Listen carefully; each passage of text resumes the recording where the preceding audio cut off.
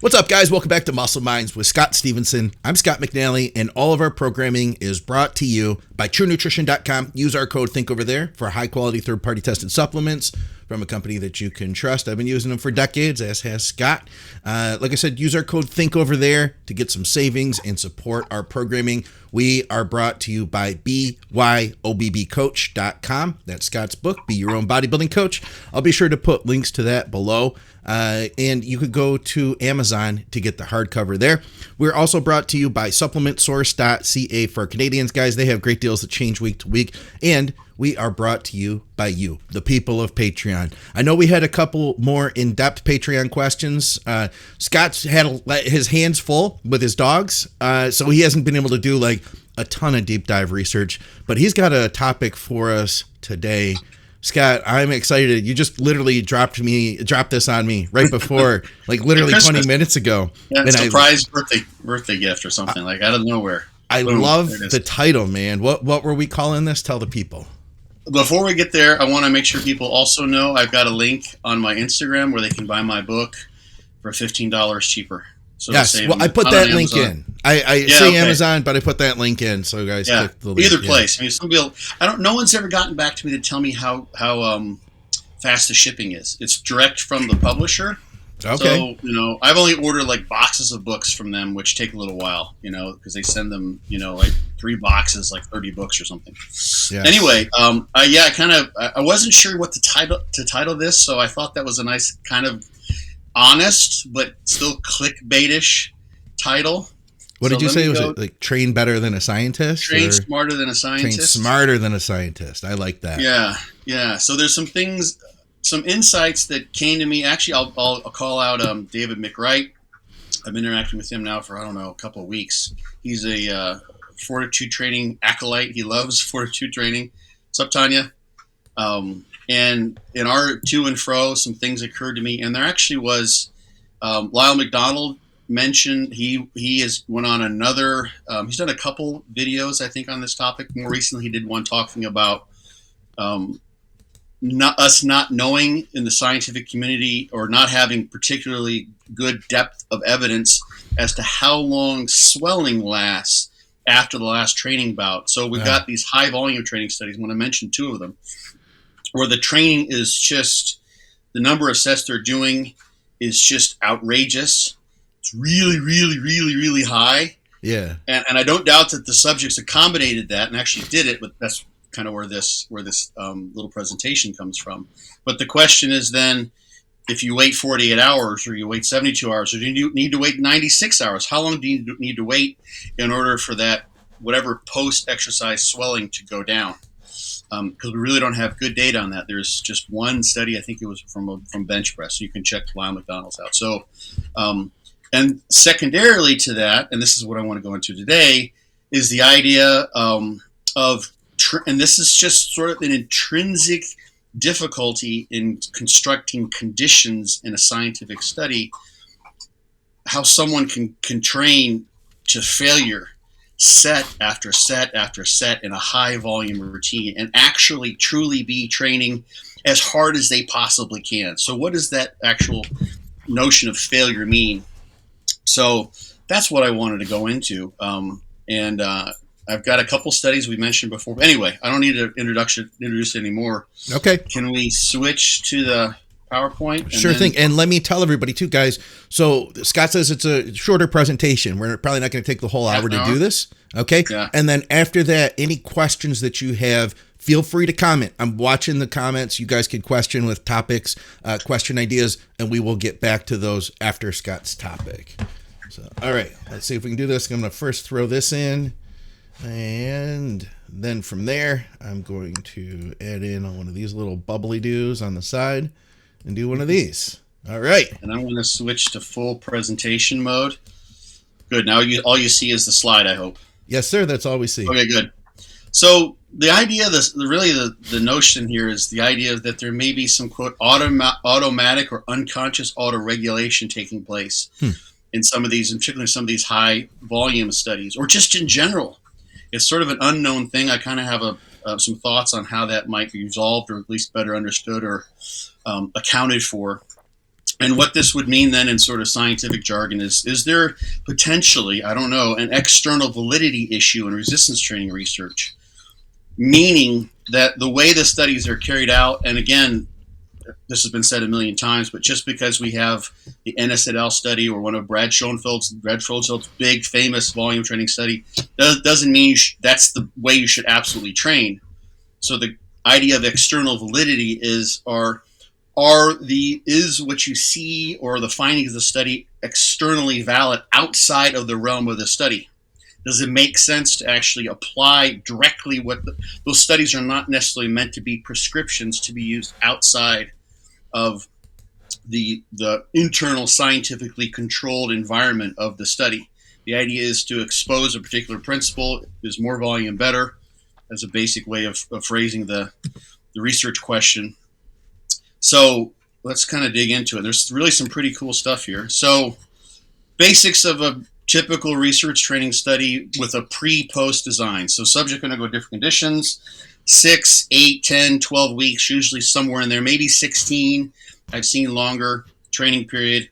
And your conditions would be, and there's just some examples, you're going to examine a training strategy. So you would have different volume conditions or different frequency conditions or different intensities. So to failure or reps in reserve. Some periodization scheme could also be auto-regulation. You're comparing one condition versus another. Nutritional intervention versus a control. More protein, USRDA protein, carbohydrate amount, overall nutrient timing, fat sources. There's all sorts of things that could be tested there in the nutritional realm. And then, of course, supplements versus a control. So an ergogenic aid or some nutritional supplement, creatine, vitamin D, whatever. There's a million things out there that can be tested. So that's the standard way. You've got condition A versus condition B. We want to see if condition B is somehow advantageous, is typically the outlook. And the subject are then tested before and after the training regime. And what is important here is this idea. Where's my cursor? There we go. Give me my color. Is midpoint testing. So what's done is there's an approach that's applied, some condition that's applied, some training regime, and we have a test before and after. Yeah. And those tests can be extraordinarily extensive. But what we don't necessarily know is what's happening in between. So let's say, I'm going to make up an example. This has just occurred to me right now. Let's say you measure someone's mood before they go into a room and it's a dark room and there's other people in there. Mm-hmm. And then you measure their mood when they come out, right? And let's say they're in there for 24 hours. Let's say they go in and there's a man and there's a woman in there with them. And they end up talking to the other guy. The guy is not very, very nice. They actually get in a fight, let's say, and it's just a horrible scenario. And like the one guy gets knocked out, like it's just complete out of control aggression. Mm-hmm. But then after that, he meets the woman, and they have this really intimate experience to the extent they can without seeing one another.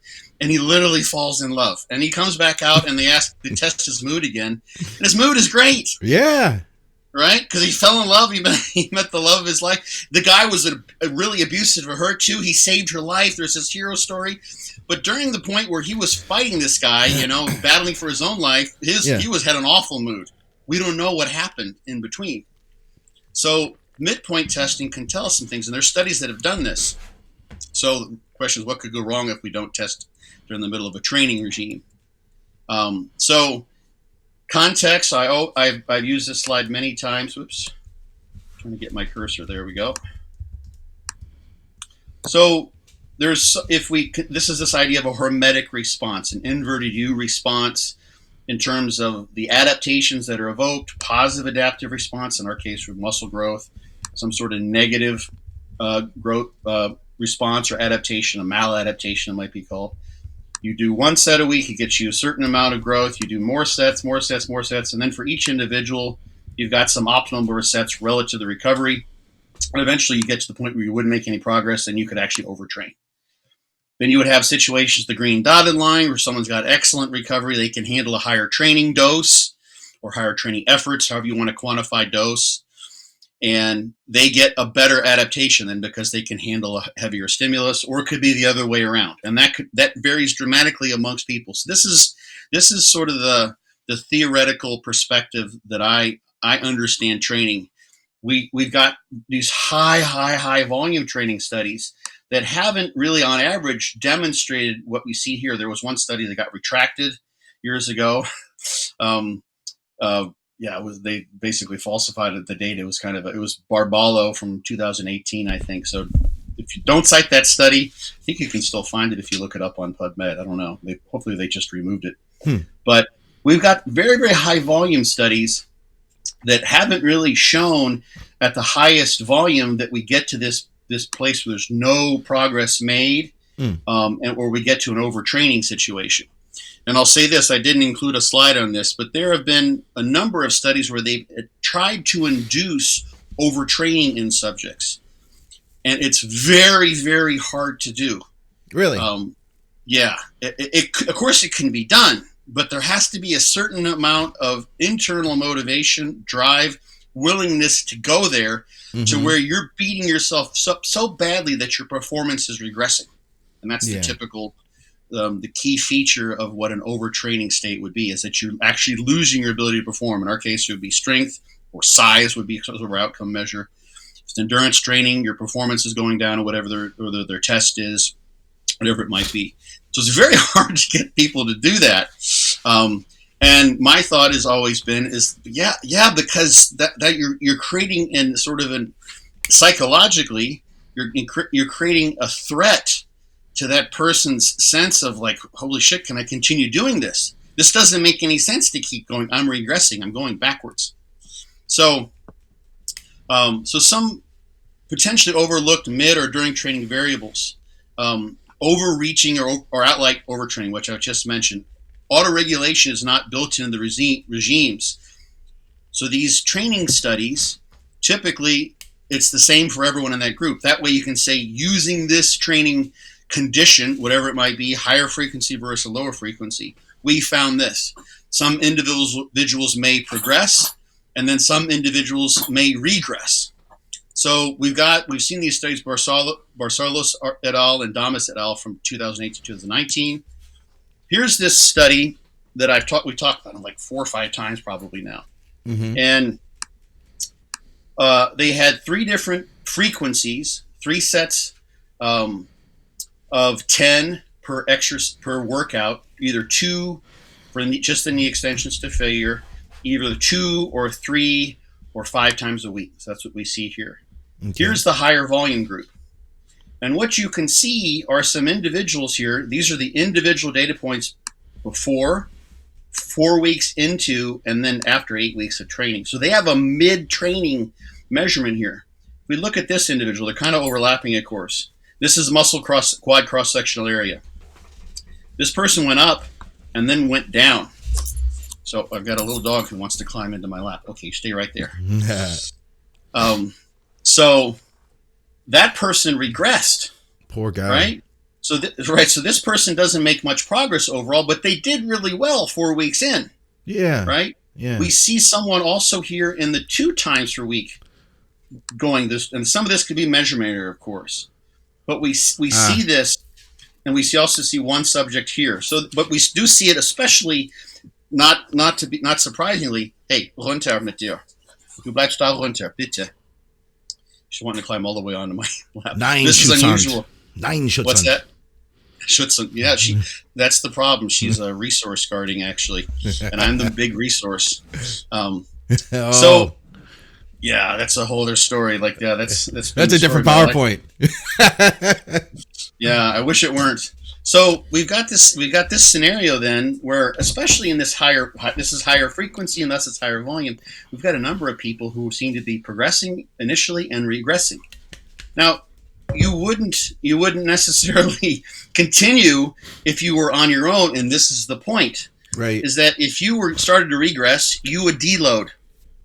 Most people would. In the studies, that's not an option. So I'm going to get to more thoughts on what might be happening there. I'm going to kind of hypothesize. So this is what we saw overall, which was very interesting in this study, is they compared the high frequency, so 5 times a week, versus lower frequency. They just combined the 2 and 3 times a week. And these are for they train one leg one way, the other leg the other way. It's kind of blasting through this study because we talked about it here on the podcast many times. But we see for some people with higher frequency, they made some progress. And like this person, for instance, that's an important, I already covered this. Yeah, some regressed. That didn't come through. Should they deload? So I covered that. So we see, for instance, for this person here, in there, they made some progress on high frequency, and they actually went backwards on the lower frequency. Get us all the way there. This was not enough volume or frequency for them. This person also didn't do so well, right? But this person did better on lower frequency. So 5 times a week was probably too much for them, potentially too much for them. So if we go back here, I'm going to zip back real quick. We're going to find some people where their 5 times a week is closer to this region, and 2 or 3 times a week is here. And some people it's going to be the other way around. Lower volume is better than higher frequency. They still make some gains, but where they fit on this hormesis curve relative to the program that they're following in the study is variable. This is this idea of biological interindividuality. Yeah. So, any questions? Just let me know, Scott, if you're not following any of this. So,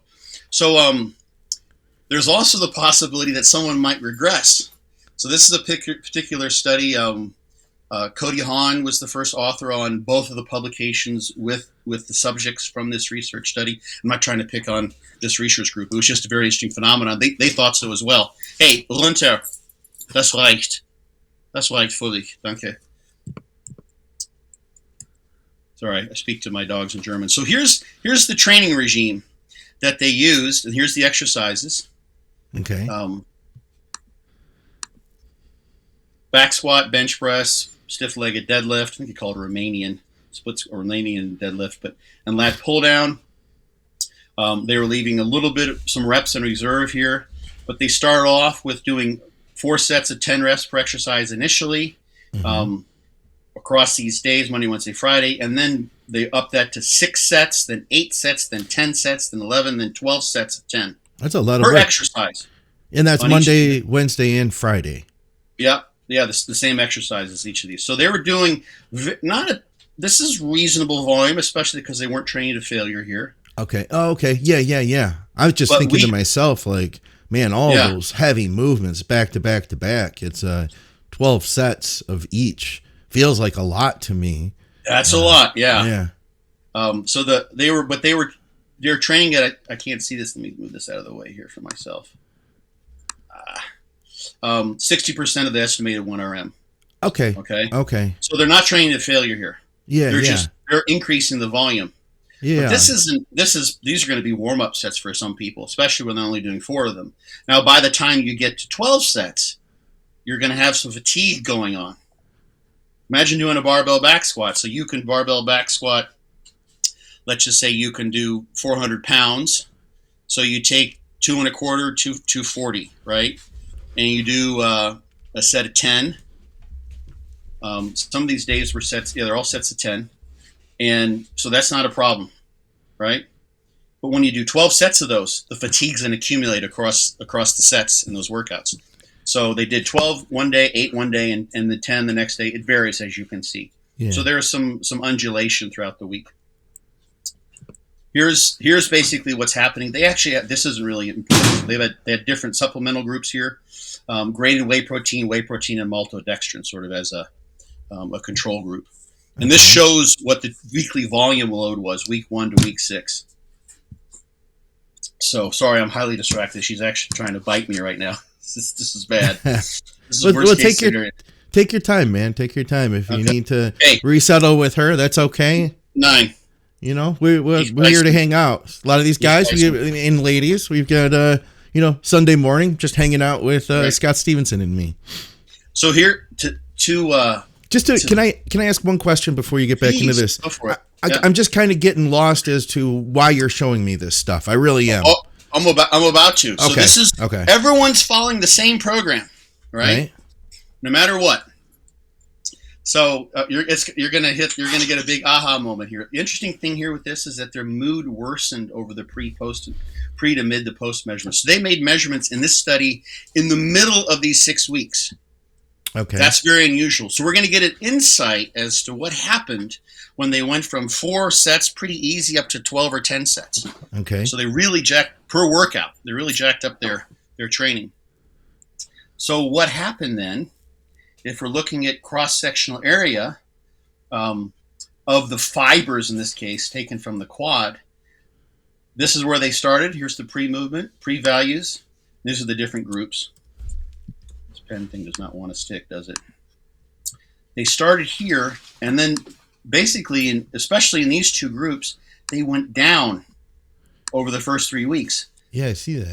They were detraining in the context of fiber growth. Fiber size. Here we didn't see much in this particular group. Who knows? They didn't have an interaction there statistically, so it didn't matter so much.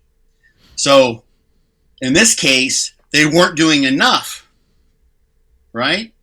And then when they started doing more, then they regained their size in the second half of the training study.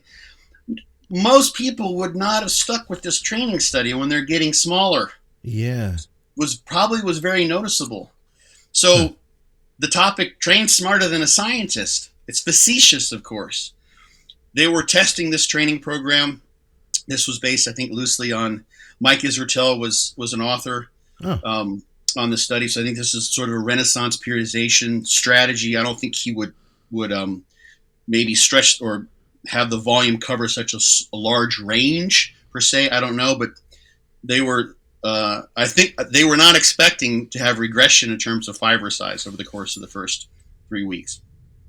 So what happened then, and this was published in the second publication, was here's what you see in terms of the individuals' fiber size. So each of these bars represents an individual. Okay. And mean fiber cross-section area went down. I'm not sure why this thing does not want to stick, but went down substantially in this person. I don't even know. I can hardly fathom how that's even possible. That's a large reduction in fiber size. This must have been a really, really large individual. Because this loss of cross-sectional area, I can hardly fathom, because you see fibers that are on the order of 3,000 square microns. So how this person went down almost 3,000 on average is just crazy. But half of their subjects made no progress. Yeah, I see that. These individuals regressed, and these individuals grew. And then the follow-up study, this is the study, I've mentioned this before, this is the study that was used to substantiate the idea of sarcoplasmic hypertrophy. Okay? So the responders demonstrated on average sarcoplasmic hypertrophy. Like this person, for instance, here, this was somewhat of an these people made, I guess, technically some progress. These 2 guys, yeah, a little bit. I mean, like that's within measurement error. So they may have. I don't remember how they chose this point to measure these individuals, but this isn't particularly impressive progress. This is pretty good. This person, so they demonstrated sarcoplasmic hypertrophy. The question is then, what happened to these guys? They followed the same program. Did they demonstrate sarcoplasmic atrophy? Is that what happened there? Did they hold on to the myofibular contractile content in their muscle fibers? And then the atrophy was due to loss of the sarcoplasmic component? I don't know. That would be an interesting study to look at. So that's kind of a side on the sarcoplasmic hypertrophy notion. But again, people were losing size, or many of them. On average, that was the case. These values are pre to post. So these people, they may be of those who were able to continue growing. Maybe they came into the program in a state where they had some overreaching happening, and then they responded well to the training otherwise. Who knows, right? But these individuals all in all grew. On average, there was no growth. This was not, on average, a successful program, and especially in the first half. Yeah. Because you see a loss, and that was significant. It wasn't an interaction among groups, but you can see it specifically in these 2 groups. So no one would ever do that. Train smarter than a scientist. So The question is, and this is my big question, is can we presume then that effort during training doesn't somehow reflect this state of recovery? Right? So maybe these guys, for instance, in the Hahn study, they're like, okay, I'm going to just, follow orders here, and just they set the effort level. I don't know what happened to the 1RM throughout, and that was it. There are some other studies though where they're prescribing the effort level. Mm-hmm. So two of the highest volume training studies, this Interstitial study, very controversial, 12 weeks, their highest volume at the end, they worked up to 54 sets for legs per week. Wow. They were training, I'll show you here, squat, leg press, knee extension, Romanian deadlift, seated hamstring, only legs. So they start off in the highest volume group. They had different volume conditions. They start off with 22 sets per week and went up to 54. So they gave them at least 2 minutes of rest between sets or exercises, 2 reps in reserve on each of the exercises, or on each of the sets, and then the last set was to failure. Okay. They define failure inability to perform an additional concentric action while preserving appropriate exercise form, or voluntary discontinuation of the set. So that's how they define failure. Like, I don't want to do anymore. Right. It wasn't like Tom Platt saying 3 more reps. It was just like maybe your average personal trainer who's like, hey, you don't want to do anymore? That's fine by me. Yeah. I'm here. That's how it ends, right? Yeah. Here's the Schoenfeld study. 45 sets per week for legs alone.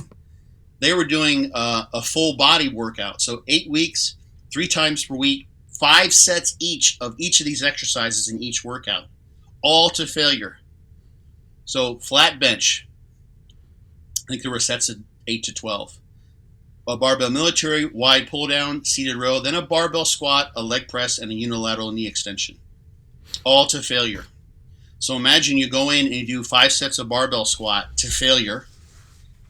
They were doing 90 seconds rest between sets.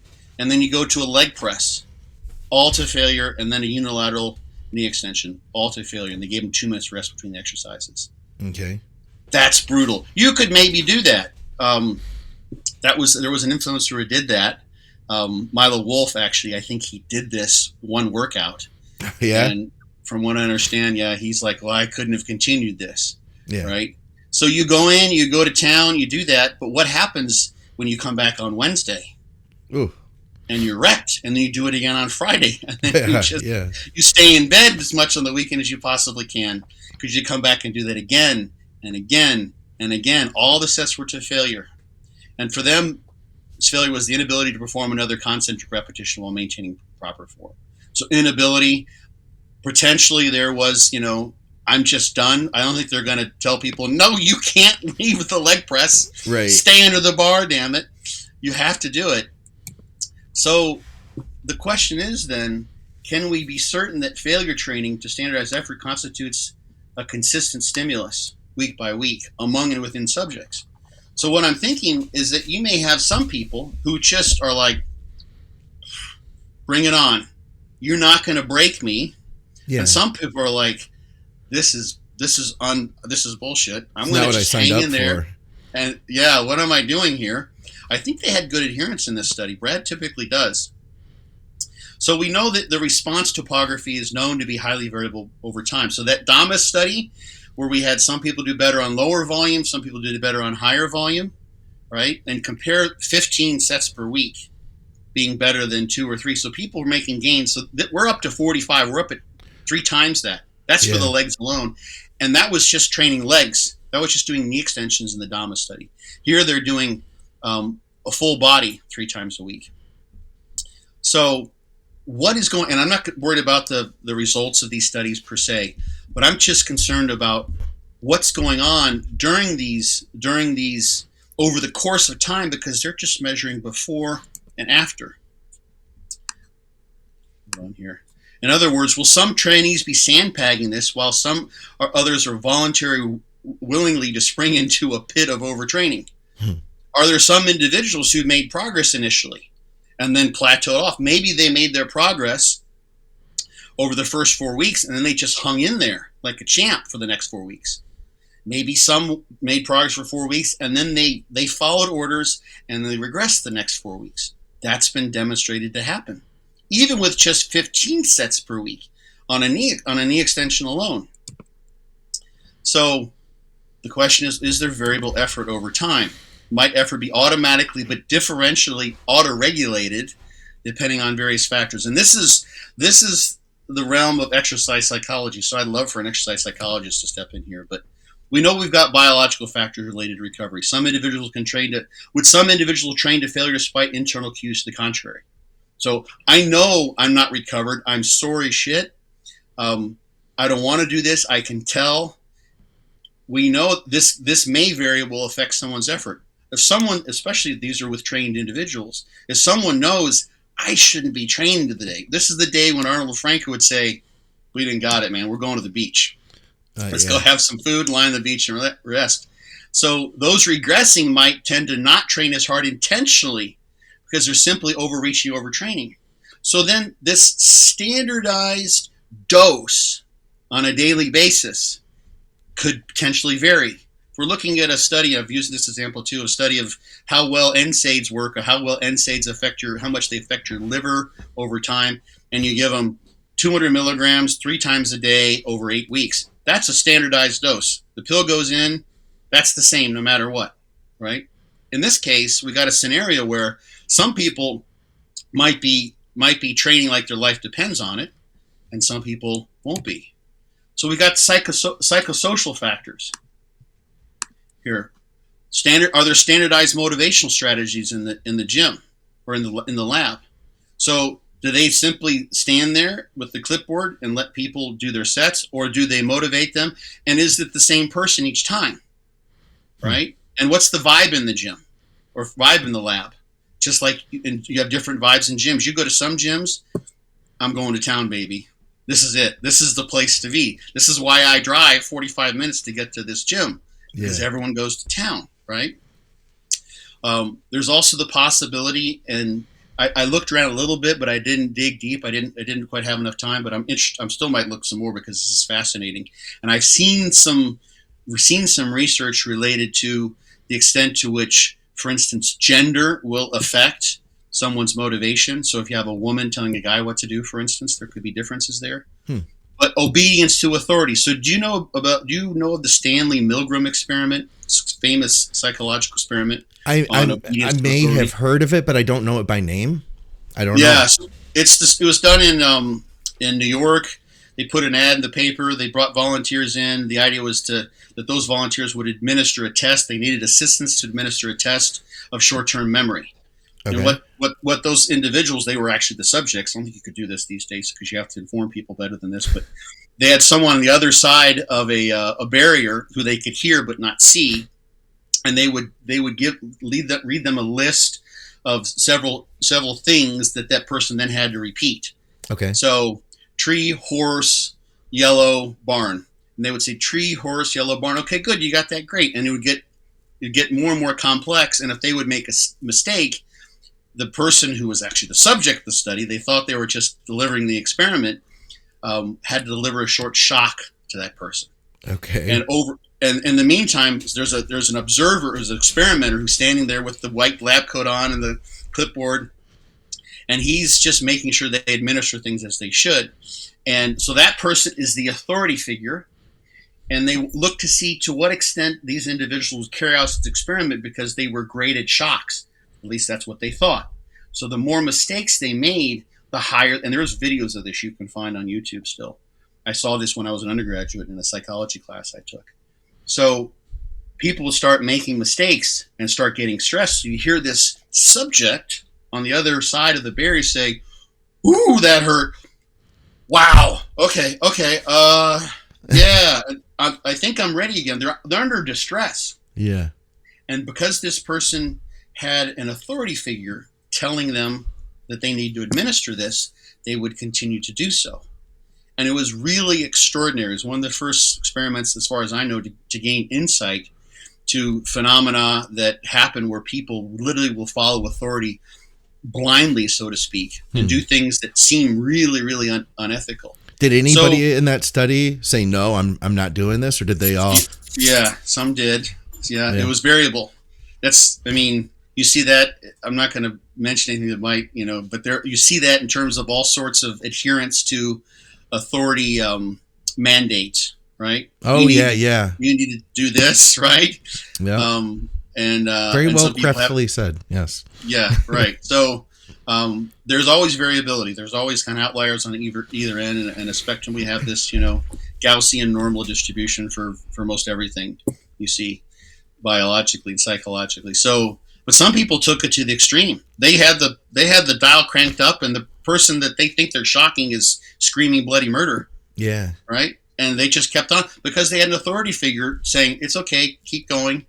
They're like, so that So to bring it back to our topic, there may be people who maybe suppress their own internal instincts to, no, I shouldn't be training right now because I've got an authority figure saying, hey, it's okay to do this. And I'm not casting dispersions on anyone, any scientist per se, what have you.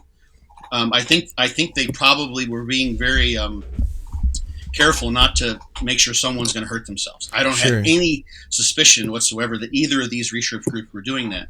Yeah. But I suspect that there's a possibility, at least, that there's some unconscious obedience to authority where people are training, and this is the point, they're training differently than they would have otherwise. Yeah, in a positive way. We talk about it on the channel more than once. We've talked about it.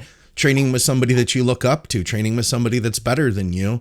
Absolutely. You will listen if they tell you, hey, keep going. Then you recognize like, oh, this guy that I look up to or lady I look up to, they say that I have more. I'm going to do it, Yeah. And you can make progress that way that you wouldn't otherwise. Absolutely. Yeah. And in this case, maybe you do more, right, than you should have. So in the Han studies, those individuals who were regressing, they probably would have said, I need to do more. I'm sorry, I need to do more. And there are situations where it's, possible that subjects, like, they do more afterwards, like, I needed some more, right? Yeah. But if they obey the authority, they will do things that they wouldn't otherwise do. So this is where the facetious title comes in, train smarter than the scientists. There's a reason that they have a specific condition, because you can answer specific questions that are related to the internal validity of that experiment. You have another, and I'll mention this second. If you allow everyone to just do whatever they want, then you can't necessarily say, when we did this happened, right? So that's the limitation of science, so to speak. So there's other factors in the psychosocial realm, social support, community, et cetera, among subjects. So let's say you get 6 guys that are in a fraternity together, and they're all meatheads, right? They come in, and they're all going to bust each other's butt. They're going to maybe do the training together if they can. They're going to train really, really hard. Yeah. And they're not going to give up because their buddy's going to call them a wimp if they do, or worse, right? Or maybe they drop out together. So those factors can play a role, but the extent to which someone's training to failure or push themselves can vary, I think. And so this is I think something worth studying for sure. So as far as the failure training idea goes, my insight, maybe a solution, and I haven't ever seen this done. This doesn't mean it hasn't been done.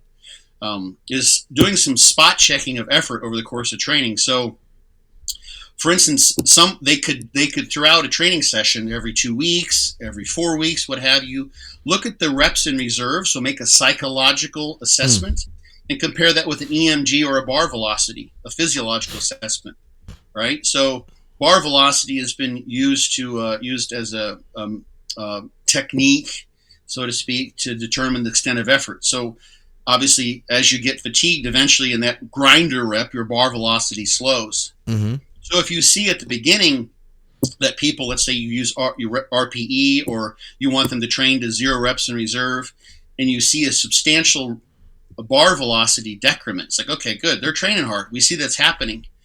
And not that they can't fake this, but if we see 6 weeks in that they're still training to 0 reps in reserve and the bar velocity is not slowing, you can see this as, someone who's trained people. It's like, okay, you just stopped. You just gave up and didn't push to where you had 0 reps reserve. Yeah. And you could measure that objectively with an EMG measurement, potentially, not an EMG expert, but a bar velocity measurement would make sense too. and you'd have to do this where the subject doesn't know that you're calling them on it, right? They're not, they're blinded to the purpose of the testing. So it's not like, oh, he's checking me. I'm going to have to go, oh, yeah, that looked hard, didn't I? That was really hard. It's like, no, you just faked it being hard. So, and then also look at progress. How does progress develop? Sorry, there's a typo there. Alongside of training effort. Right, so in the Hahn study, progress went backwards, right? And if you get a training effort measurement, of course, with those individuals, actually they have a mood measurement. It got worse and worse. Why was their mood worse? I don't know. Over the first 3 weeks, maybe because they saw they were regressing in terms. They got into a muscle growth study, and they went backwards. And many of them did. Yeah. I would probably be upset too. And then maybe at the end they're like, okay, I'm finally getting back to where I once was, and I just wasted 6 weeks here. Yeah. Right? So, which way, on the other hand, look at training efforts. If you make RPE or look at reps in reserve, and if you see you could correlate these things or come up with a statistical way to find an association between, are some people getting, or training effort or RPE, which I'm going to show in just a second here, perceived recovery. I've got a scale that I use with my clients. If you see, for instance, that people are not making progress and their perceived recovery, or their just effort during training, there's also a pattern that matches that, then it tells you, okay, this is the time to do something different with the training, or at least we can account for the fact why some people maybe made progress the first part of the study and they did in the second. Of course, the other solution would be to make a mid training program measurement, which is just expensive, takes time. That answers a different question, which I think is a very important one. And the other thought I had was, why not make, in some of these studies, auto-regulation a program feature, right? So you start off with a high volume study, you can compare volumes, and then you've got a different question you can answer. When we put groups in the 45 sets per week, or 50, they work to 54, and you allow them to auto-regulate, do some people stick with that? Other people come down? Do people or maybe you have auto-regulation versus no auto-regulation. You let people auto-regulate. So you avoid this situation where people make progress and then regress. And you find that when people auto-regulate, they make better progress. And there's minimal research on that. So this is where you can train smarter, quote unquote, than the scientists if you auto-regulate and do things the way you would in the real world. This is an external, I'm going to go back to this, an external validity issue. This is where people don't train themselves into oblivion, and external validity refers to the extent to which you can take the study's findings and externalize them to the real world. So this more volume didn't help, or training this way was better than this way. But would you actually train that way, right? Or it wasn't better. Would you actually train where you make no progress during the second half of the training regime? No, you do a deload. You step away.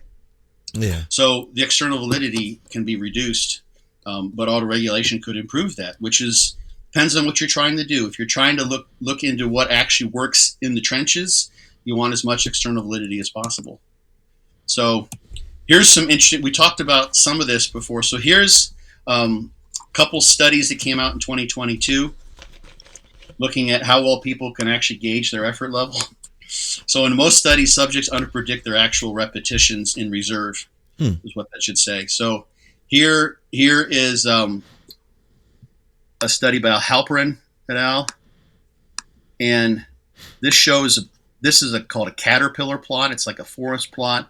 These are individual data points with error bars for a massive number of studies. Okay. Where they either asked specifically for reps in reserve or they calculated it. And you see that difference between predicted actual repetition. So positive values indicate underrepresentation.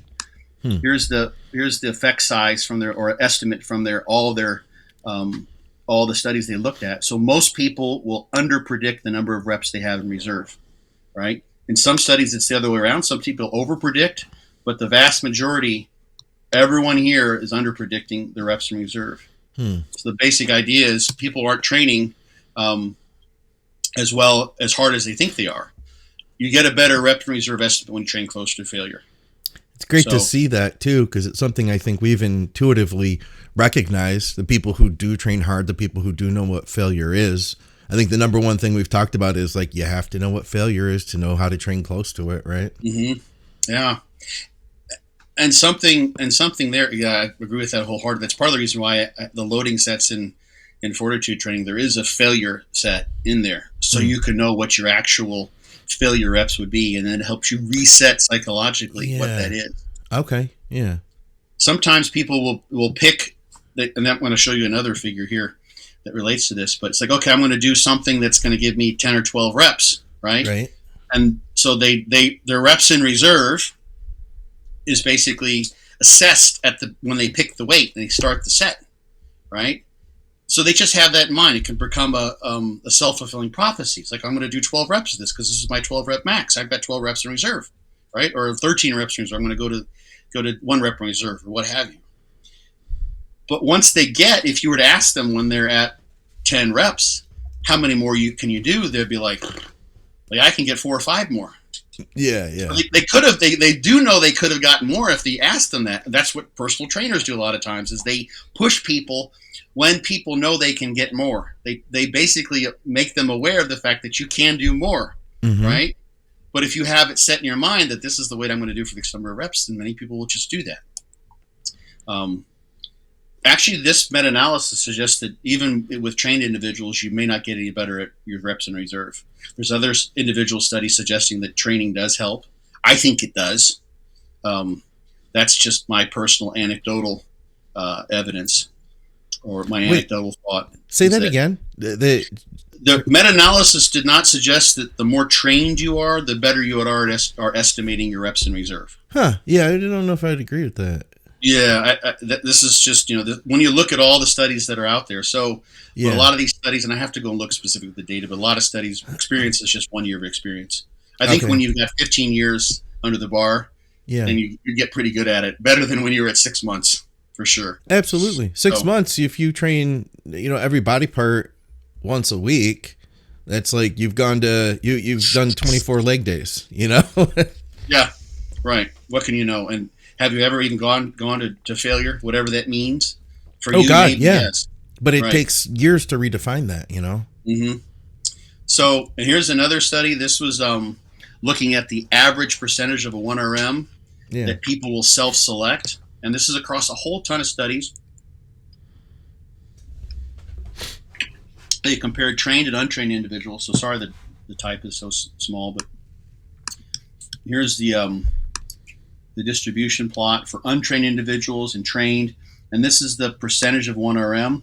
So this averaged out to be like 53%, and it wasn't different between trained and untrained. So you ask people to go in and do a set of 10, or choose a weight to get a good workout, or choose as variable instructions across these studies, or choose a weight to increase your strength, right?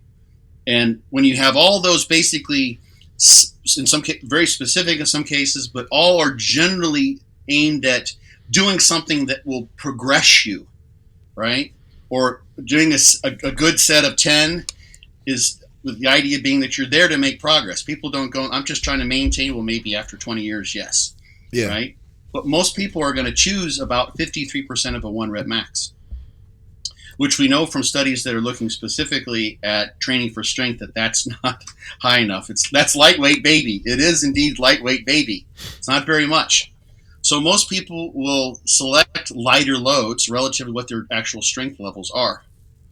So that's kind of insight into human psychology, and it relates back to what I was talking about before, is that we tend to underestimate what we can actually do, right? And we tend to pick lighter loads. So when you take those psychological factors and impose those upon these training studies to failure, where you're doing high volume or just in general, there's potentially some quote unquote interference there by the psychological factors, especially over the course of time, where people are going to sandbag, people are going to hold back, they're going to do fewer reps than what they actually could have done. This is why spot checking's like saying, okay, now we're going to do a reps in reserve test. Let them know, or do it the way I sort of the secretive way that I mentioned before, Mm-hmm. where you measure this, get an RER from them, and then actually try to make as best you can more of an objective measurement. So, some closing thoughts and practical application. Once again, consider biological individuality versus group mean outcomes. So an approach might work for some people some of the time, but maybe not forever. So you could have a program that you borrowed from some particular research study, and it might work for 4 weeks, but it doesn't work for the next 4 weeks. Or it might be too much for you, or it might be too little for you, like in the Hahn et al. Study. Yeah. So some approaches could work, and maybe you don't use them for the full 8 weeks or 12 weeks or however long. Yeah. Or maybe you don't use them at all. So don't blindly follow a program that's not working. It could be too much or too little. This is why, sorry for the typos. I typed this out just right before we came online here today. This is why autoregulation is a part of fortitude training, right? Because I think it's so very important. And for anyone who's ever wanted to buy one of my daily trainers, don't buy them. People beg me to make one of those. Basically, that's like I tell you exactly what to do each day. They're different volume tiers, but it basically explicitly says which exercises to do, which is a variable in fortitude training. You choose, with some of the set types, you choose an exercise based on your recovery level. And it tells you how to do the pump sets, which can be variable. You can use all sorts of intensification techniques. You can do a straight set with higher repetitions, various things. I tell you explicitly, you're missing out on this aspect of autoregulation. Someone could follow one of those daily trainers, and it's also got the volume tiers in there, so you can auto-regulate that. But you miss out on these subtle aspects of auto-regulation, which are super important. That's just smart training. So an auto-regulation can go hand in hand with logbucking. So effort is in the context of progress that's most important. So what I mean by that is your effort level should match if you're not making any progress, then you need to change your effort. This is what a deload can be, right? And if your effort is just tremendous and you're not making any progress, then, as I said, you're doing too much. I have a perceived recovery scale that I use sort of as this is on my website. You can, Dr. Scott Stevenson, you can download this or just copy paste it. This has been validated against measures of performance in a muscle soreness study. So these numbers, when you go in, and let's say you wake up in the morning, you can do this right before a workout, and you estimate on this 10-point Likert scale your level of recovery. So 10, very well recovered, highly energetic, I'm ready to kick ass. 8 is still pretty good, you're well recovered, somewhat energetic. If you're a 0, you're very poorly recovered, extremely tired, right? And basically the idea is that you want to be 7 or above if you're expecting to make progress in the gym. And I use this all the time. And what that does, it allows you to learn how to auto-regulate. You're not just, some people, I think, in some of these studies, they may have been doing completely unconsciously, but here you can do this for a given muscle group if you wanted to. I haven't seen that validated, but you can do this and say, okay, I feel good, I feel ready to go, but I'm training legs today. It's on the schedule at least. Mm-hmm. My legs are still wrecked. I feel like I'm recovered, but my legs are still sore. Yeah. So I'm going to need to adjust something here. And then if you're not logbooking, should you? This relates to this previous slide. Like, are you training as hard as you think? And the thing that I've sort of suggested that I did for years is you can kind of spot check your progress with a logbook with key exercises and assess and forward your progress. So if you really don't want to be a slave to the logbook.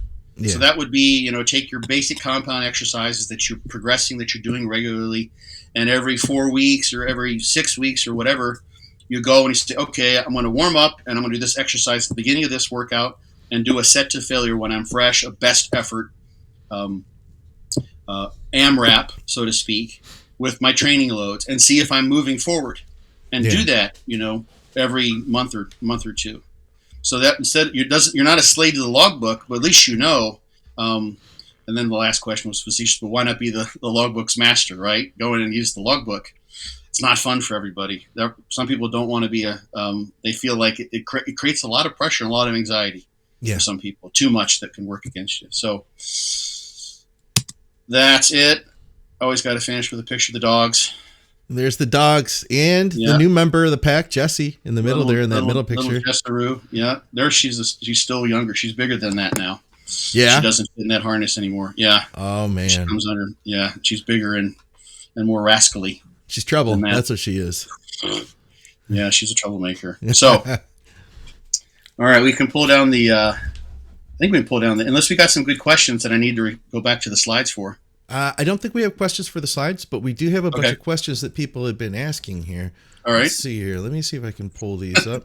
they're just looking to launch their questions. They don't care what. No. They've been hanging out. People stopped asking questions a while ago, but we still have a bunch of people hanging with us though, which is freaking awesome. Cool. So yeah, they're a lot of people have said like, hey, I've got a completely independent question. I'm just going to throw this up here for later. They knew that we were going to come back to stuff. So all right, let's jump in from the top here. Had a question about creatine. Morning, Scott and Scott. What's the most amount of creatine that I can take? I'm 180 pounds. Well, that's not a very fair question. I mean, you could take an awful lot, but the most. So, I haven't seen high dosing studies. This is kind of an old story. There's some old research. Joanna Ingwald did this, and then one of her graduate students followed up, tried to replicate the study. It didn't work, but there was some research with isolated skeletal muscle that suggested that creatine exposure was in and of itself anabolic, that it increased protein synthesis or increased rate of growth of the muscle cells. Okay. So that might suggest like, hey, funnel your creatine throughout the day, like, keep creatine's in and out of the system in like 5 hours. Roughly, probably varies depending on food and the individual. So the idea would be that creatine's inherently anabolic. Okay. So that would suggest taking larger amounts. But most persons, if you're just looking at creatine, the idea is that you're trying to load the muscle cell, right? That's going to be 30, 40 grams total increase from your pre-unloaded situation to being loaded. So it's not very much. If you do like the 20 grams a day for 5 days, which was the loading protocols that were done before, so that's 100 grams. Most of that is just going into the toilet, right? Yeah. Because you're only going to get maybe 20 or 30 grams in there. You can load with like 5 grams a day, and at least by 30 days, which is 150 grams, you're loaded too. And you can maintain normal creatine turnover is like 2 for a bigger 180 pounds, probably 2 grams a day. So if he did like 3 or 4 grams a day, that would probably keep him loaded for sure. Okay. Right. If he loaded up with like 5 grams a day for 5 or 10 days, he's going to probably be loaded. Take it with food. Taking alongside exercise makes sense too. That will load you better. So both insulin and contractions help with creatine uptake, storage. Glycogens or carbohydrates are important too, per se. Creatine helps with glycogen storage. That's why it's good for a carb up midweek, for instance, for a show. And then you could probably maintain with 2 grams. At 2 grams, he might eventually slow back. So if he did 3 grams a day, I would probably do it. But he could try that. If he's got healthy kidneys, there's no evidence that I know that creatine's gonna impair renal function with people with healthy kidneys. So he could try, 5 grams and see if he notices. That'll for sure, because normal turnover is like 2 grams. So that'll keep the tank loaded, keep the tank full for forever. The question that I've never seen anything on this, so vegetarians have lower levels of creatine in their muscle cells. Your body produces creatine. It's produced in the liver and kidneys. So they don't eat any creatine. They don't get any income coming in because you're not having any meat. Right? And that's your main source of creatine. So they experience the greatest ergogenic effects. There was like a study from way back when where they gave creatine to some sprinters, and the greatest effect by far was in this vegetarian, and he dropped like a second off of his 100-meter dash. This was like a trained sprinter. Yeah. He went from like, also ran to like, holy shit, he's a badass. Yeah. By adding creatine. Because he had this great increase in creatine, and thus creatine phosphate in his muscles. So yeah, maybe 5 grams would be the most I would ever need to use. You could do 5 grams every other day, and you'd probably be fine. No kidding. So, okay. Yeah. Have you seen people holding subcutaneous water with creatine. I've heard it argued that you can't because it only will like go to the muscle cell, bring fluid to the muscle cell. And then I've heard it argued. Other people say, "Hey, no, I've seen myself or people I work with holding more just overall sub-Q fluid." Yeah, that happens. So it's the same way that my hypothesis, the same way that you would spill from excess carbohydrate. Yeah. So Okay. Creatine's an osmolyte, right? Well, you get, like, I think it's like 30% of the creatine in the muscle cell is stored as creatine phosphate. Then you've got some free creatine, and a lot of it will be bound up, right? But it pulls water to it, and it goes from the bloodstream to the interstitial space and then to the muscle cells.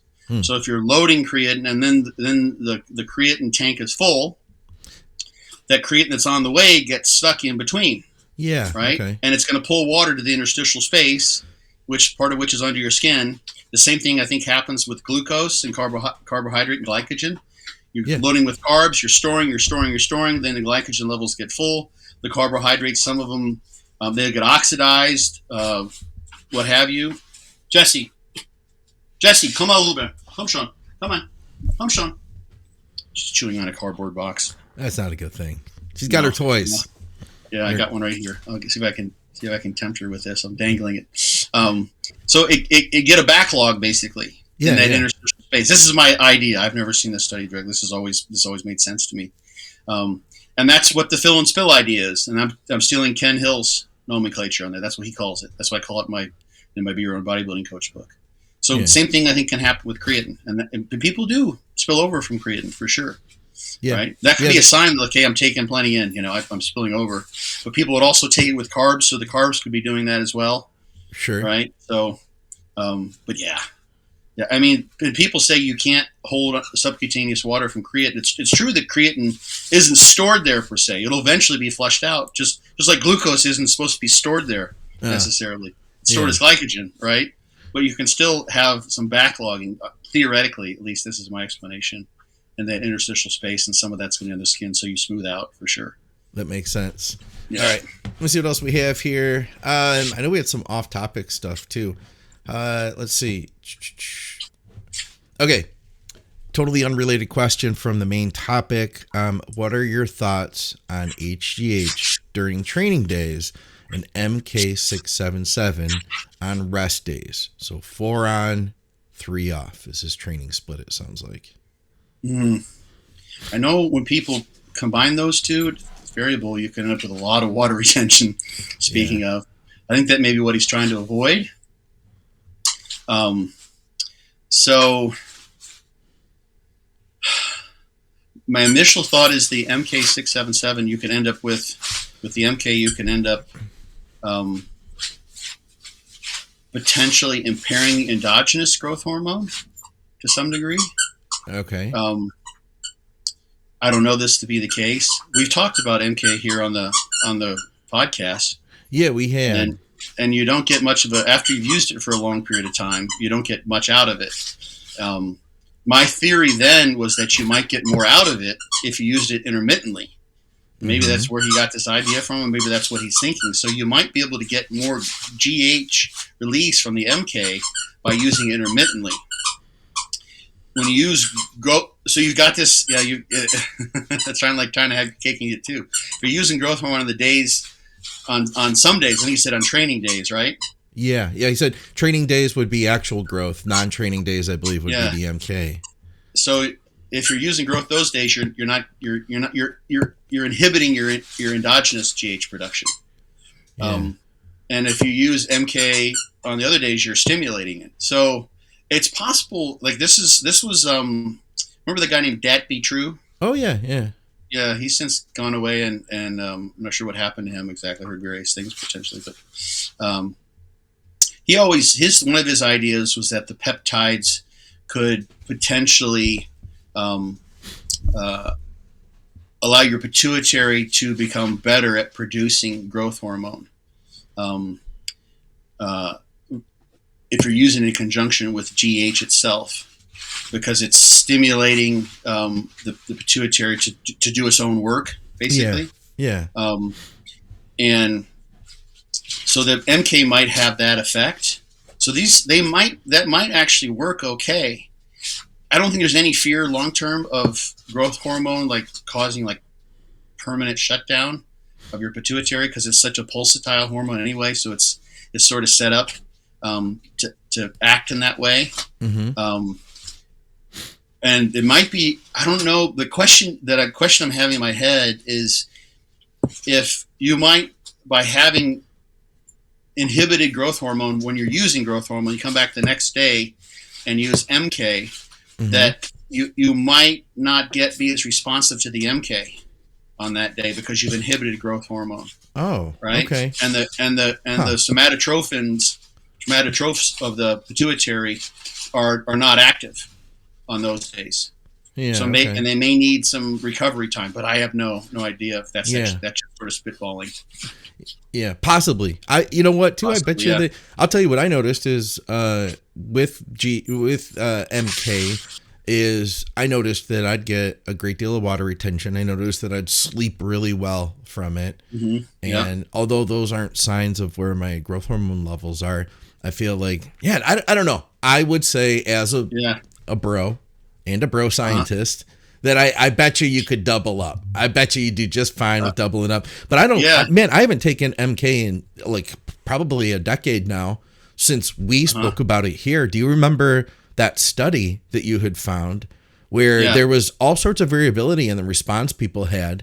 Some people, there was one guy, so they tested, I remember this specifically, stuck with me. They tested after 1 day of MK use and after 1 week of MK use. And they saw in one instance, guy had response after 1 day, but after 1 week, his levels were back down to normal. So somewhere in the course of that week, it stopped working for him. So I stopped trusting it after that. Yeah. So that's why I was thinking that I said, every other day might be potential protocol to prevent that. You have a day of recovery. I see. Yeah.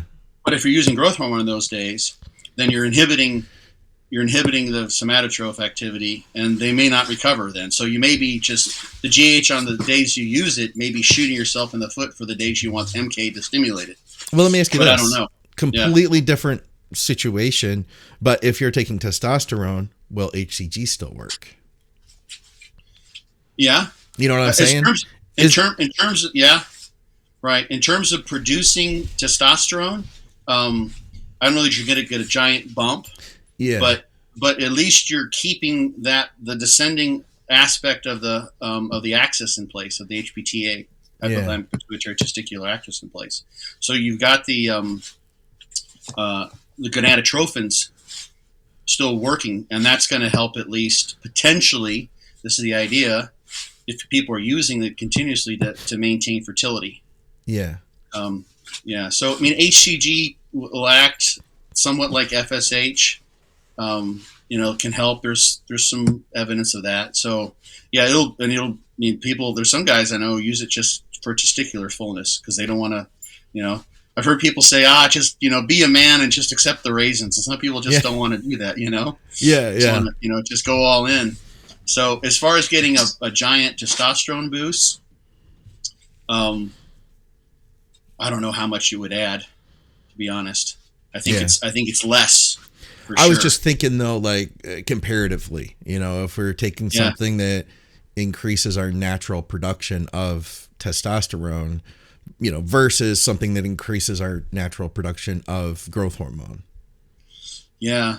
So the one of the main difference between GH and test is testosterone. There's some diurnal variation, of course, but it's not like the pulsatile nature of growth hormone. Okay. So somatotrophs are on and off and on and off and on and off. So they're basically set up to regulate in that way.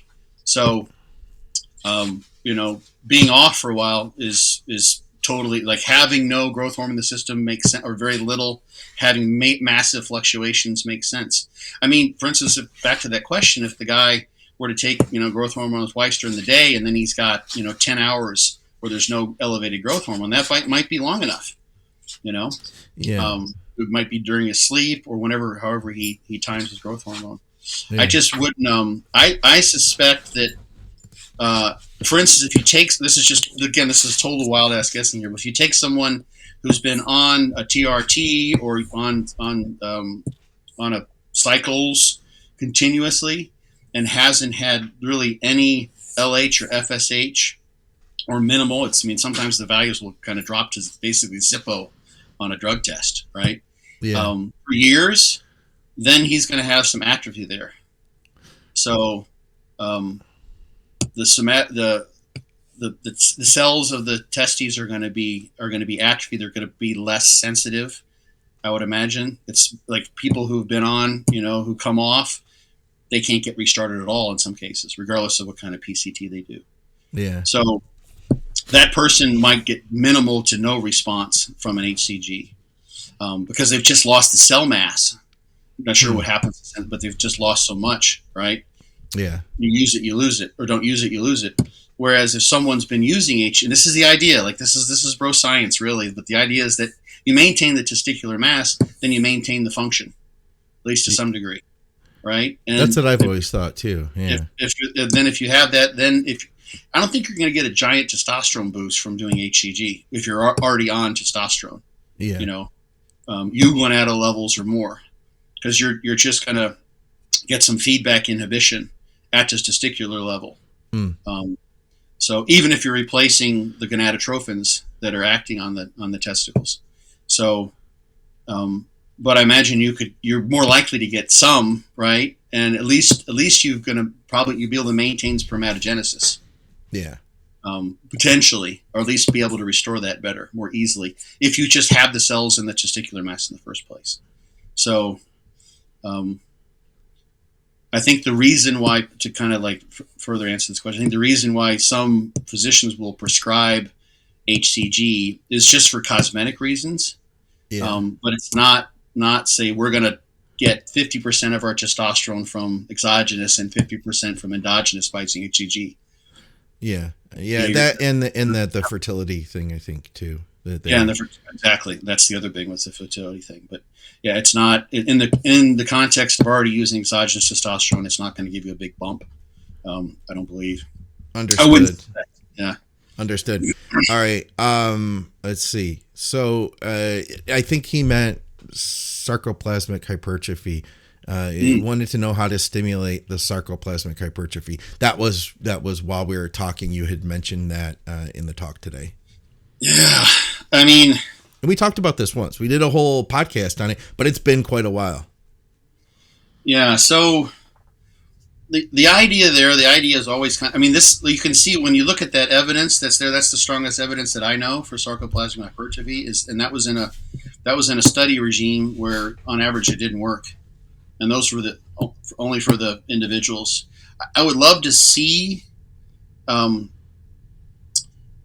to what extent performance in the gym was related to the sarcoplasmic hypertrophy. So the idea of the sarcoplasm is the cytoplasm or the cytosol or everything in the case of the muscle that's not myofibrillar. So we're talking about the cytosol, the fluid, organelles in there, the mitochondria, the glycogen, the non-mitochondrial components. So a lot of the majority of the muscle cell is not mitochondrial, myofibrillar, is myofibrils. So actin and myosin, titin, and the costameric proteins and everything involved with the myofibrils and the sarcomeres and actually the contractile lattice of the cell. And all that other stuff, and this is why this is such a strange thing, would be considered sarcoplasm. The idea of sarcoplasmic hypertrophy is that you get enlargement of the muscle cell, not because such that the myofibrillar component is diluted, or you've added sarcoplasmic component. So the main way that I can think of, and this is what we've been doing for decades as bodybuilders to get sarcoplasmic hypertrophy, is glycogen loading. So you load glycogen that loads water in the cell, you can evoke an increase in muscle cell or muscle size that way. That's the way to do it. So if you look at what would produce higher glycogen levels chronically, because that's what you're looking for.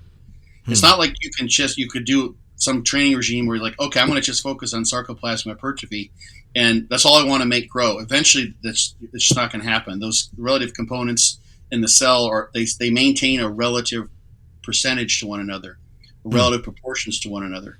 Cell's just not going to function with all of a sudden just massive amount. Grow more myofibrillar muscle or tissue, and then you'll get more sarcoplasmic.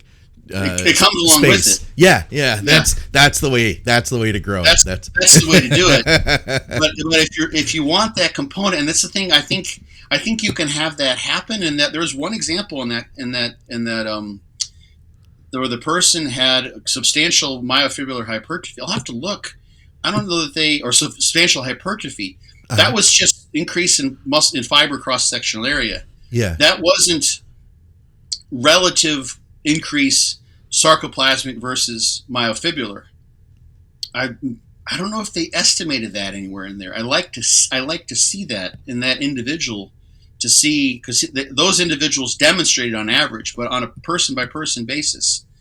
It's not like you can all of a sudden get 25% increase in, I don't think at least, in cell size just from glycogen and water, mitochondria, what have you. But if you train with higher volume and you train in a way that depletes or uses a lot of glycogen, which you're de facto going to use glycogen as a primary fuel source when you're doing resistance exercise, then you're going to normal adaptation is to store more glycogen and actually to have more mitochondria as well.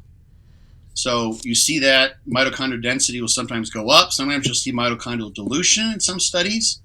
This is very common in resistance training studies because it's not an aerobic stress, so you don't get mitochondrial biogenesis. So if you train with a higher volume approach, which is what that approach was eventually, they worked their way up to a lot of sets that relies on glycogen. You're going to have higher glycogen storage levels. You're going to potentially have, I'm going to say something go sarcastic in here, a lot of mitochondria. I mean, if you wanted to have like relatively more sarcoplasmic hypertrophy, then you train with really light weights and really high endurance, and try not to have myofibrillar hypertrophy, right? Okay. If you want to have the relative percentage being more so sarcoplasmic than myofibrillar, but you don't want that. You just want bigger muscle cells. Yeah. Period. So on the other side, like to not get sarcoplasmic hypertrophy, you could also be a non-responder to that kind of a high volume program, which is what happened for some of those. So don't overtrain, right? You could also do like an HIT program, right, where your glycogen levels barely get knocked down, and you don't have any possibility of mitochondrial biogenesis. So you're doing nothing really to expand that sarcoplasmic component, right? But on the other hand, you might have lots of good muscle growth that way because you get strong as shit. And as long as you eat enough to grow, you're going to have lots of myofibrillar hypertrophy, which is by far and away the way to go, I think. Yeah. I think it's a misnomer to try to shoot to. I mean, people have come up with complete programs where it's we're going to target this year and target this year. Yeah. And it's only this one study that's really directly determined, as far as I know. Maybe I'm missing something, but that's really directly substantiated this idea. It was only in those individuals who responded from that training program, which all in all, it wasn't one that worked. So it wasn't like they had two training programs, two conditions, and said this one produced sarcoplasmic hypertrophy and this one didn't. Yeah. I don't know what differentiated those individuals. They gave them plenty of time after the last training session before they took the biopsy, so that was really good to eliminate. I think it was maybe 5 days or something like that.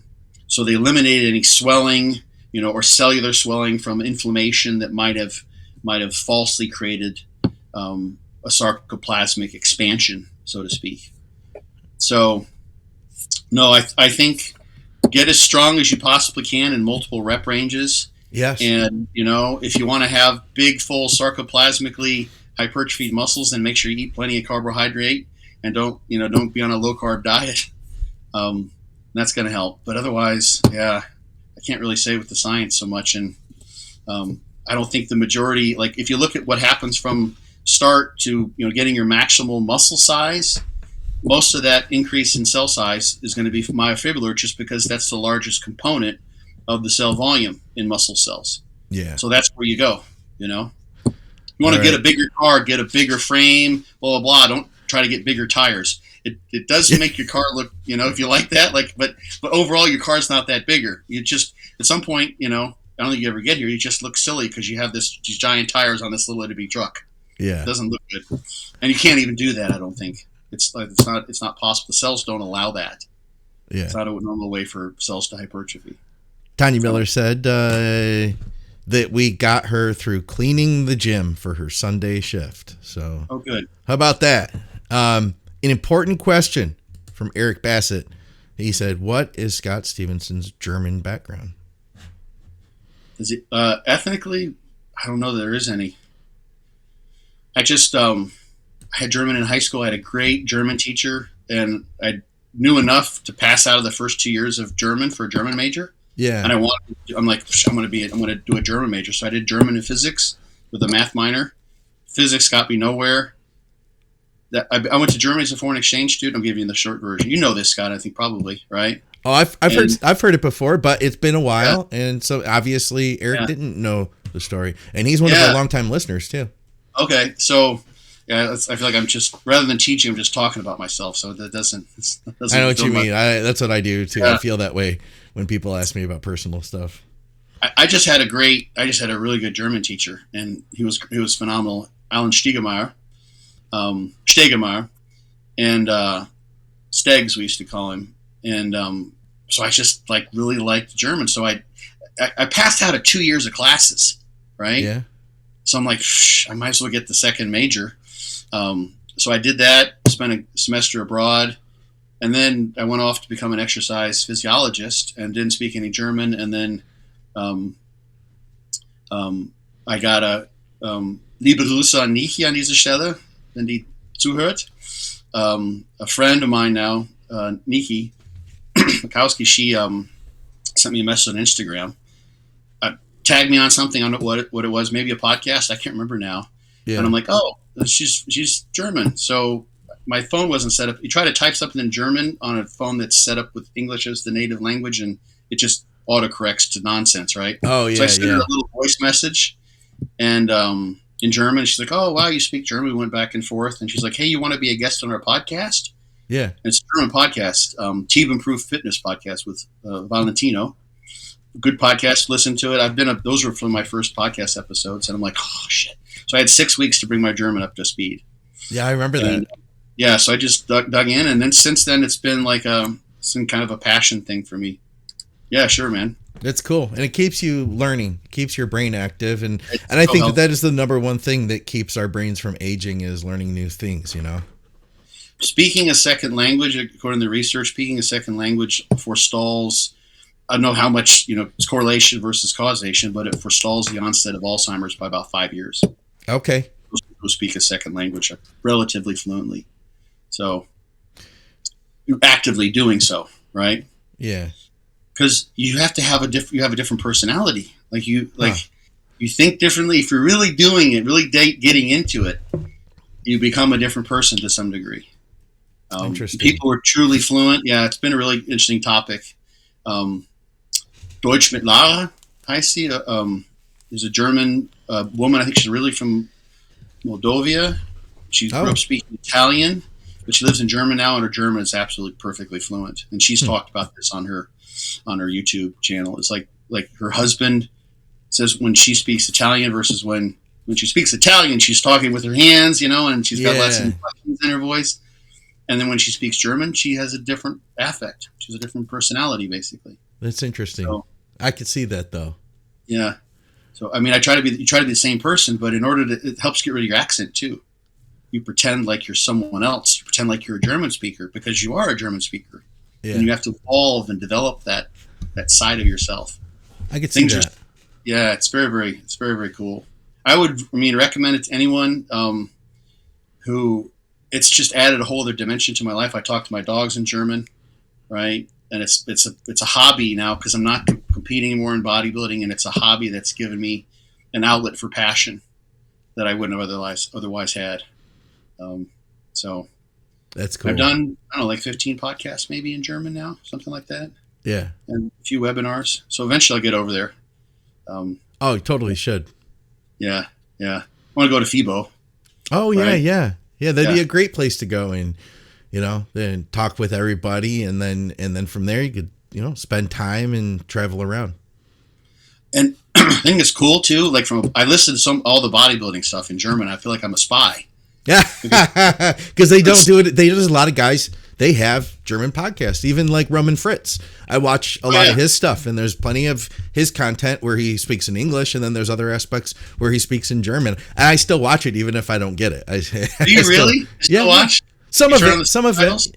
Yeah. Some of it. Yeah. If I want to see it, I don't have a problem turning on subtitles and watching that, or just kind of listening and seeing what happens, and picking up what I can, even though I don't get it.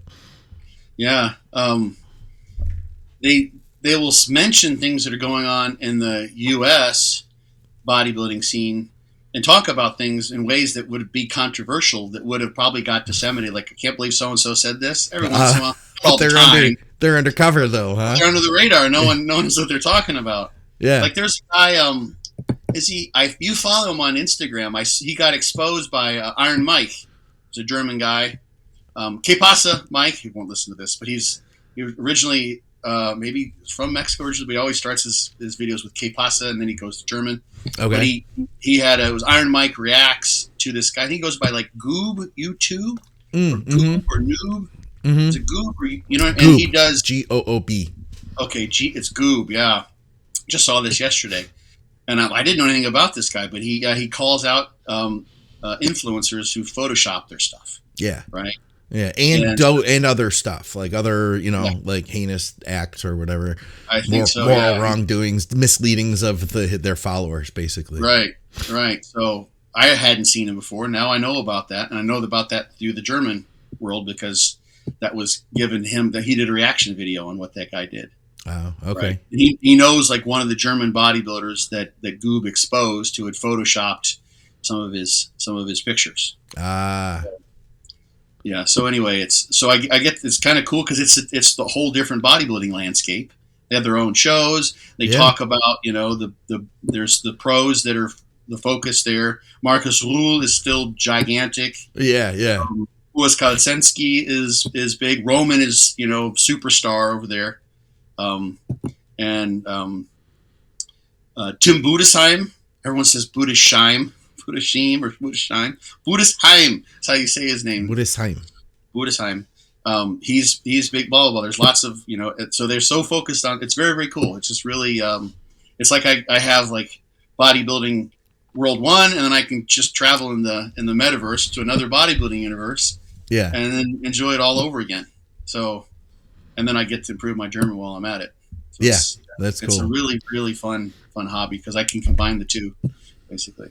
We also had a technical question. Jay Yen, he said that he purchased Fortitude all the way back in 2016-ish. So it's like a decade ago. He says, is there anywhere that he can still download a copy of the ebook? Apparently he bought it and he doesn't have it any longer. Yeah, he'll just have to email me like people do all the time. Yeah. A lot of people would click the link and it would launch it on their web browser. Yeah. And then download the file. Oh, okay. As a PDF. Yeah, and then they would just do that 10 times, and then they'd exceed the number of download attempts, and then they couldn't watch it. So I probably sent out, 1,000 PDFs one by one. So he can just message me. Email me. Email Scott, or just pay the $20 again. And guys, if you haven't bought Fortitude Training, it's $20. Well, it's not much out of your life. So. There's someone who is it now. There's people who've done it like 4 or 5 times. Yeah. Because I get a notification. I'm like. I guess I respect that. They're like, I'm owning up to the fact that I'm a dumbass. I haven't even kept it on or whatever. But there's in some names I've seen it like, and maybe they're buying it for a friend. There's some countries where they can't buy it. And they're sending it to someone. But I certainly appreciate that. But yeah, he can just email me. Scott. Yeah, email me. Right, we'll figure it out. All right. And hey, Scott, I wanted to tell you real quick before we parted. I've been about a couple months in now to some pretty good training again. So, 2021, I kind of got taken out. So that was one exercise. You know, I'm not going incredibly heavy with anything. I am really focusing on reps in reserve, and I've got my little whiteboard in the gym. I used to keep track of my like, I don't want to call it a PR, but like my best lifts. So I'd remember how many reps I got with X amount of pounds. It was kind of like my logbook, and I would just track specific lifts, my dumbbell chest press, because that was my main chest movement, my lat pull down, my main back row movement, and then a couple different leg exercises. That said, what's working for me now is here's the thing. You get taken out and you get back in. You get taken out for bodybuilding and you get back in.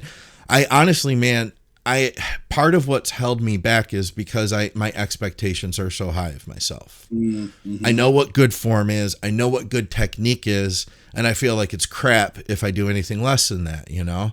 Mm-hmm. And I look back though, where there was a time that I made progress doing what I would now define as like a warm up. Like I never really even got into the work. You know what I mean? I did 4 sets of 12 reps on 3-4 different exercises back in the day. And I made progress doing that. But now in my head, I look back at those and my reflection is like, man, I didn't even really push. So mm-hmm. I've taken myself back to that place, and I'm intentionally not going to hard failure. And mm-hmm. the way I'm getting into it is I'll do 1 to 2 warm-ups is it. And then I'll do a set of about 14 reps with about 4 reps in reserve.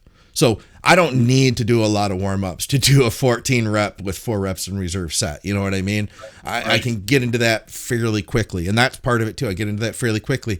Then from there, I go a little bit heavier and I shoot for 10 to 12 reps with 3 to 4 reps in reserve.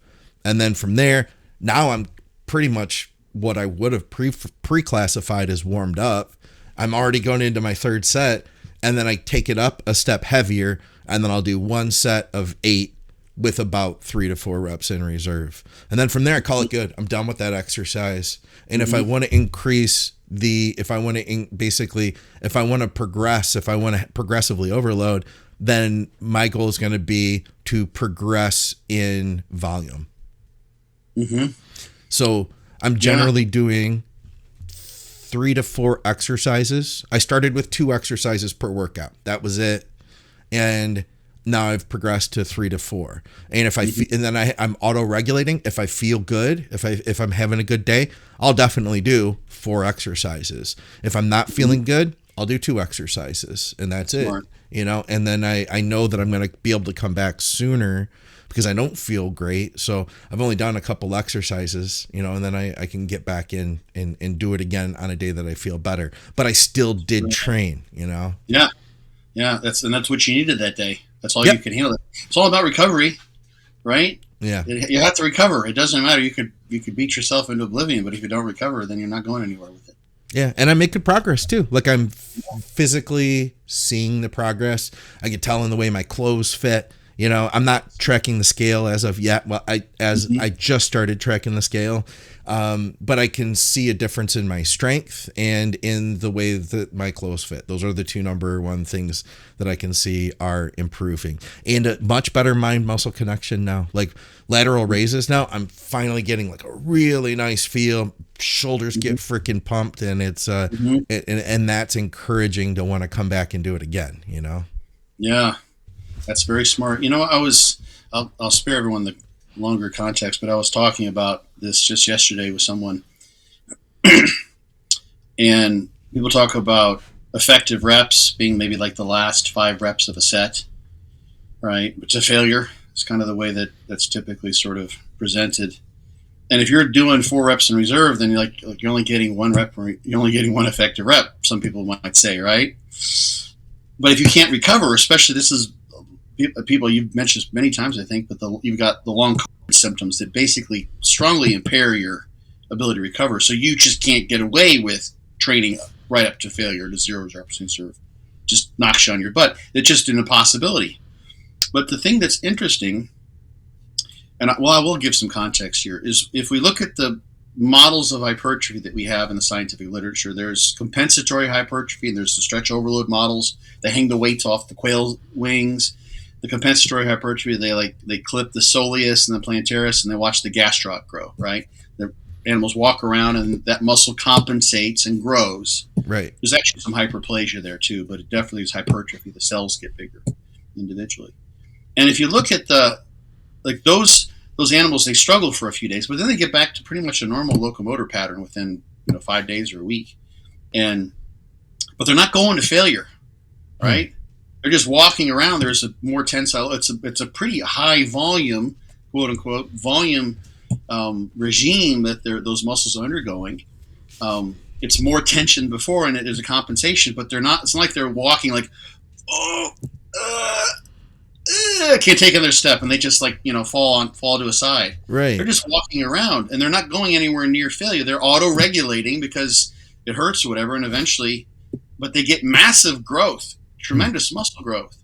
So this is the thought I had just yesterday. I wanted to share because you reminded me of it. Is that when you're doing those sets, obviously this is working. That's what's so cool. Yeah. This is working for you, and if you look at how motor units get activated from the lower threshold to the higher threshold. Right? And you might be activating all the motor units, even at 5 reps in reserve, potentially. They're not activated at the highest firing rates, and they may not be activated continuously, but you might be getting them. But those motor units that you use in the first 10 reps of a 14-rep set, those get used a lot. Those get used right from the get-go, some of them, because you just have to use some motor units to move the weight. And those will be used continuously. There will be some on and off, but those will get loaded throughout the set. And so if you do more sets, and each of those sets, even if you're leaving 3 or 4 reps in reserve, those motor units get loaded. Let's say you do 3 sets that way. They get loaded through the first 10 reps of all those sets. So they get 30 reps, right? Yeah. Versus doing 1 set to failure, and then that's it. And they get 10 reps. So just like walking around in the compensatory hypertrophy, those reps initially for those motor units that are used, those could be effective for them. Those could be effectively creating muscle growth. Yeah. Because we see really effective muscle growth training nowhere near failure, walking around. So, and you look at the way a lot of the pros train those guys, Ronnie was trained hard and heavy, but you didn't see a lot of and Jay Cutler, you didn't see a lot of total grind until literally actually failing. Mm-hmm. That was very rare. You don't see a lot of that. They just do lots of volume. So a lot of the muscle gets hit right at the beginning of a set, just like you're doing it, and looks like from what you're seeing, clothes fitting better. You can see it in the mirror. You're getting effective time under tension. Yeah, and the strength is going up. Strength is getting better. It's going up, because you can recover. That's the best stimulus you can set. Yeah, that you can put in place. I'm talking in German now. That's the best stimulus you can affect, and still recover from it. So that's all you can do. You just do your best. You can't do more. Yes. If you don't recover, then you're just going to go backwards. Yep. So you're training smarter than a scientist. Yeah, that's what I kind of came up against for a few years now. Was taking it too far and then seeing how long I needed to recover, which in some cases was 4 weeks before I could start eating again and, eating feeling okay. Wow. So it feels really good, man. I'm getting them to train, 3 to 5 times now per week, depending on the particular week with a little bit of injectable deep ball, just a little bit. And I'm telling you, it's making a difference for me, 12 milligrams. That's about it.